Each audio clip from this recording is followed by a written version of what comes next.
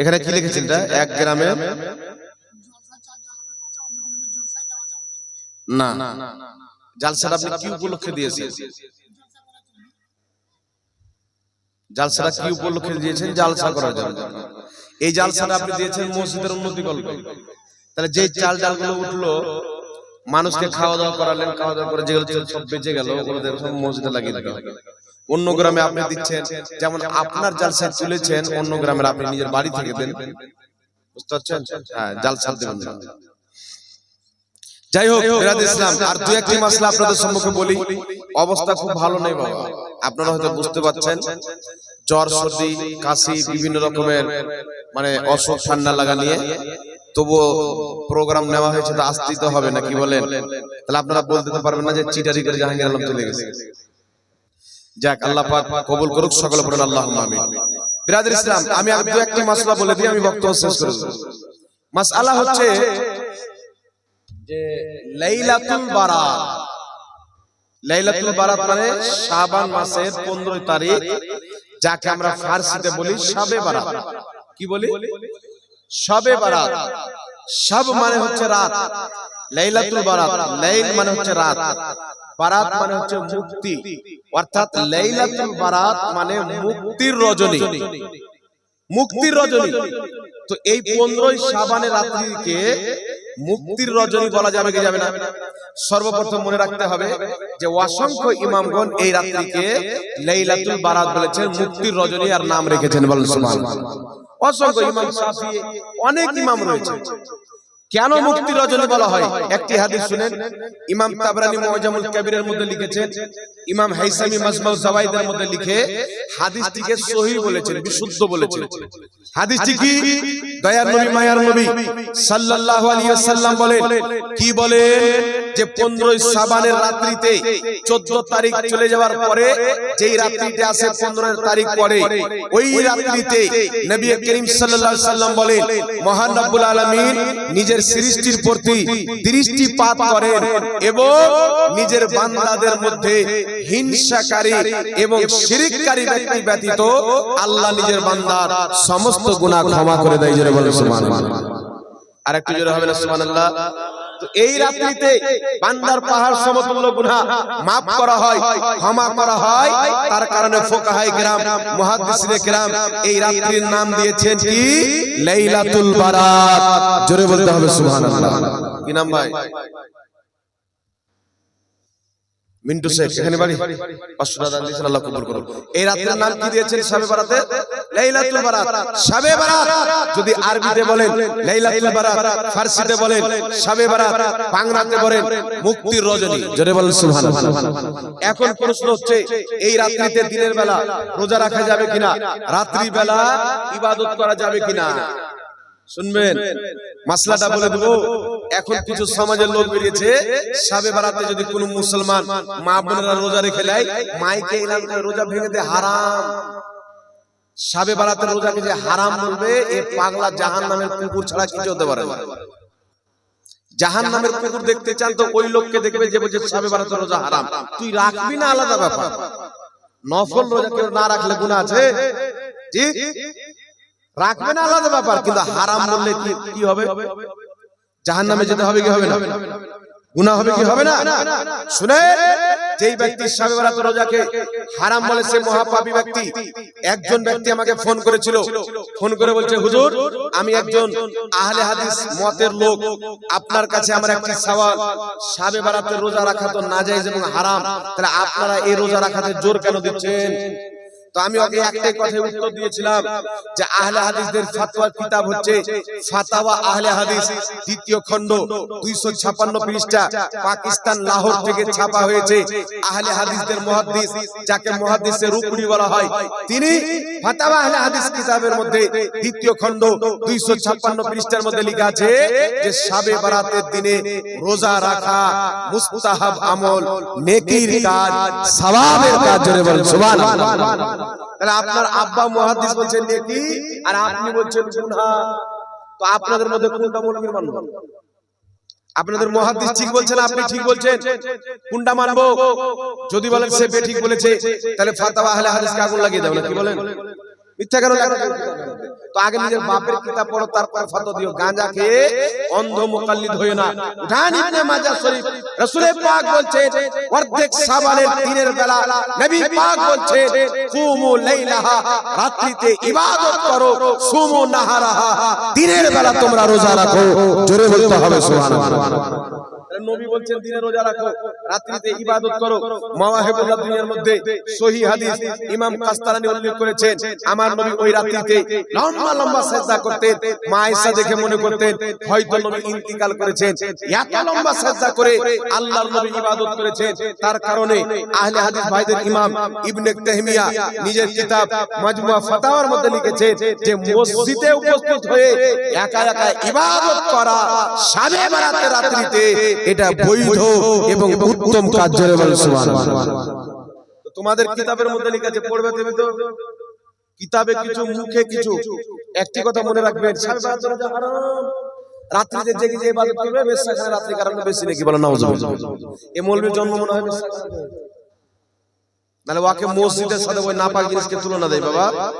আরো তো কিছু ছিল না, কি বলেন তুলনা দিচ্ছে কি যে শাবে বারাতের রাত্রিতে যে মসজিদে ইবাদত করবে, তো ওই রাত্রিতে মসজিদে ইবাদত না করে বেশ্যাখানা কাটানো আরো ভালো বলে নাউজুবিল্লাহ।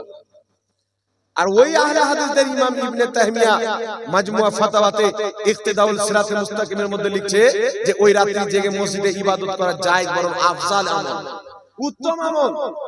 ওই আহলে হাদিসদের আরেকজন গুরু তুহফাতুল আহওয়াজিতে লিখছে যে শাবে বারাতের রাত্রিবেলা ইবাদত করা যায়, এটা সালাফ ও খালাফ থেকে প্রমাণিত, সাহাবায়ে কেরাম করেছেন, নবী পাক করেছেন।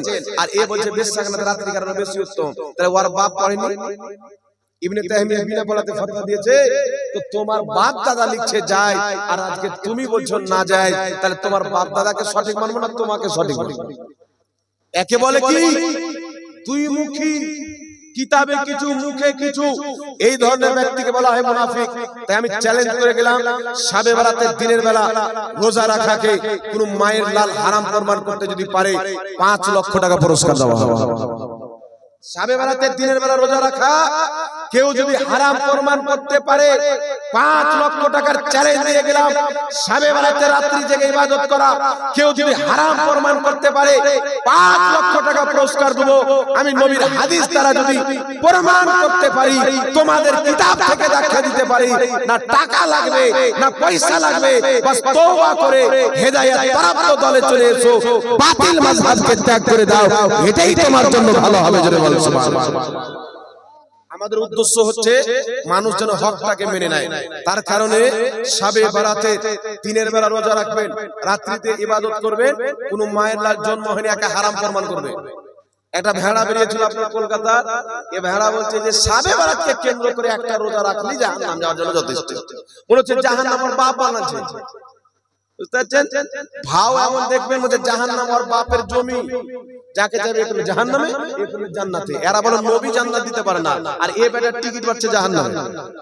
তো তোর মতন হারামজাদা যদি জাহান্নামের টিকিট বাড়তে পারে, আমার নবী পাক জান্নাতের টিকিট বাড়তে পারে না? নবী বলেননি আবু বকর তুমি জান্নাতি, উমর তুমি জান্নাতি, আলী তুমি জান্নাতি, আশরায়ে মুবাশশিরা 10 জন সাহাবীকে আমার নবী জান্নাতি বলে টিকিট দিয়ে দিয়েছেন। জোরে বলেন সুবহানাল্লাহ। নবী জান্নাত দিতে পারে না, নবী নিজে ফালফাল করে তাকিয়ে থাকবে, নেকির পাল্লা ভারী হচ্ছে না গুনার পাল্লা ভারী হচ্ছে, আর এদেরকে আল্লাহ ছেড়ে দিবে? আমার নবী ফালফাল করে তাকিয়ে থাকবে, নেকির পাল্লা ভারী হচ্ছে না গুনার পাল্লা, আর এই হাজারিবাগের জঙ্গলওয়ালাকে ছেড়ে দিবে। বুঝতে পারছেন? এক বাদ দিয়ে দিবে, যাতে তারপরে খুব ভালো মানুষের বাচ্চা, আমার নবীর তো হিসাব হবে, তোর হবে না, জান্নাতে চলে যাবে। কচু কাটা করে কেটে জাহান্নামে কুত্তাকে খাওয়া আল্লাহ এদেরকে। নবী বলছেন দিনে রোজা রাখো, রাতে ইবাদত করো, আর এই পাগলা হয়ে গেলে বলছে যে হারাম না যায়। তাহলে নবীর শরীয়ত প্রচার করলো না ইহুদির? কথা বলেন, আর প্রচার করলো। তার কারণে নবীর হাদিস যেই দিকে আমরা যাব সেই দিকে। জোরে বলেন সুবহানাল্লাহ। তাই ইমাম শাফি বলছেন শাবে বারাতকে কেন্দ্র করে রোজা রাখা যায়। ইমাম আহমদ বিন হাম্বল বলছেন শাবে বারাতে রোজা রাখা যায়। ইমাম মালিকি মাযহাবে শাবে বারাতে রোজা রাখা যায়। হানাফি মাযহাবে শাবে বারাতে রোজা রাখা যায়। 4 মাযহাবে আর আহলে হাদিসদের ইমামদের কিতাবে লেখা আছে শাবে বারাতে রোজা রাখাও যায়, রাতে ইবাদত করাও যায়। বলে সুবহানাল্লাহ। তাই যুগ যুগ থেকে মুসলমান রোজা রেখে আসছে। আমার মা বোনদেরকে আপনি রিকোয়েস্ট করব, আমার ভাইদেরকে বাবুদেরকে রিকোয়েস্ট করব, আপনারা যারা পারবেন রোজা রাখবেন। এটা কিন্তু রোজা বাবা ফরজ না, বুঝতে পেরেছেন? নফলি রোজা, তবে নফল ইবাদতকে কমা মনে করা যাবে না।